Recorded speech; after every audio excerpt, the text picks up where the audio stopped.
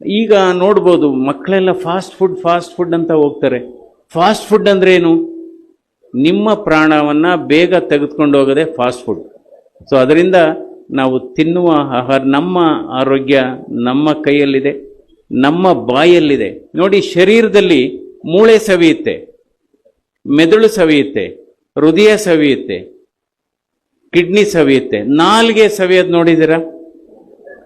ಇವತ್ತು ಹಲವಾರು ಸಮಸ್ಯೆಗಳಿಗೆ ಕಾರಣ ಈ ನಾಲಿಗೆ ಹರಿಬಿಡುವಂಥದ್ದು. ಬಹುಶಃ ನೀವು ನಿಮ್ಮ ನೆಮ್ಮದಿ ಚೆನ್ನಾಗಿರಬೇಕು ಅಂದರೆ ನಾಲಿಗೆಯನ್ನು ನಿಯಂತ್ರಣದಲ್ಲಿ ಇಟ್ಕೋಬೇಕು. ನಿಮ್ಮ ಮನಸ್ಸು ನಿಮ್ಮ ನಾಲಿಗೆಯನ್ನು ನಿಯಂತ್ರಣದಲ್ಲಿ ಯಾಕೆಂದರೆ ನಾಲಿಗೆಯಲ್ಲಿ ವಿಷವೂ ಇದೆ, ಅಮೃತವೂ ಇದೆ.